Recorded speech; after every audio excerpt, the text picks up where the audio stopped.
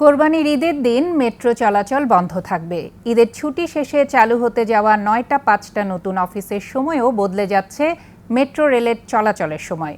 সংবাদ সম্মেলনে জানানো হয়েছে, প্রস্তাবিত বাজেটে টিকিটের উপর ভ্যাট আরোপের বিরুদ্ধে ডিএমটিসিএল যথাযথ কর্তৃপক্ষের মাধ্যমে ভ্যাট স্থগিত করার চেষ্টা অব্যাহত রয়েছে। রিপোর্টে বাকিটা জানাচ্ছেন মোহাম্মদ নুরুন নবী। সরকারি অফিস সময়ের সাথে সামঞ্জস্য রাখতেই পিক অফ পিক আওয়ার সমন্বয় করে মেট্রো চলবে ১৯শে জুন থেকে। পিক আওয়ারে ৮ মিনিট, অফ পিক আওয়ারে ১৫ মিনিট পরপর থামবে মেট্রো রেল। সকালে স্পেশাল অফ পিক আওয়ার ১০ মিনিট পরপর, হেডওয়ে ঠিক থাকবে। উত্তরা থেকে মতিঝিল সকাল ৭টায় ৩১ মিনিট থেকে ১১টা ৩৬ মিনিট এবং দুপুর ২টা ২৫ মিনিট থেকে রাত ৯টা পিক আওয়ার।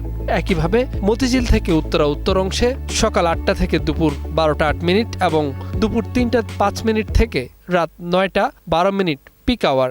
পিক আওয়ার থাকলে যাত্রীরা যাতায়াত করতে পারবে না, একটা বড় অসুবিধা হবে। সেটা মাথায় রেখে আমরা উত্তরা থেকে মতিঝিল পর্যন্ত যে সকালে যে স্পেশাল অফ পিক আওয়ার ছিল, অর্থাৎ ৭টা ১০ থেকে ৭টা ৩০, এটা ঠিকই থাকবে।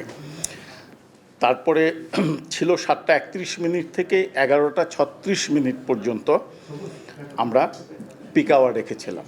মতিঝিল থেকে উত্তরাতে আমরা শেষের দিকে দেখবেন যে একটু সময়টা আমরা বৃদ্ধি করেছি, কারণ মতিঝিলে অনেক প্রাইভেট অফিস আছে। সাপ্তাহিক ছুটি শুক্রবার বন্ধ তো থাকছেই, আর শনিবার ব্যতীত অন্যান্য সরকারি ছুটির দিনে মেট্রো সংখ্যা কমিয়ে হেডওয়ে ১৫ মিনিট ও ১২ মিনিট করা হয়েছে, যাতে বিদ্যুতের সাশ্রয় করা যায়। নতুন রেস্ট্রিকশন হলো যে ঈদুল আজহা উপলক্ষে কুরবানির পশুর চামড়া, তারপরে এটা কুরবানির ছোট পশুও হতে পারে, তার সাথে সাথে কাঁচা মাংস অথবা রান্না করা মাংস, এগুলি বহন করা যাবে না। কথা বলেন বাজেটে ভ্যাট আরোপের বিষয় নিয়েও। যতক্ষণ পর্যন্ত আমাদের জন্য এটা বেয়ারেবল হয়, অর্থাৎ আমাদের যে আয়টা হবে এবং যে ব্যয়টা হবে তার ভিতরে একটা ব্যালেন্স করা যায়, সেই চাপটা এখন আমরা জনগণের উপরে দিচ্ছি না। আমরা আশা করি এবং প্রত্যাশা করি সরকার হয়তো যাত্রীদের দিকে খেয়াল রাখবেন।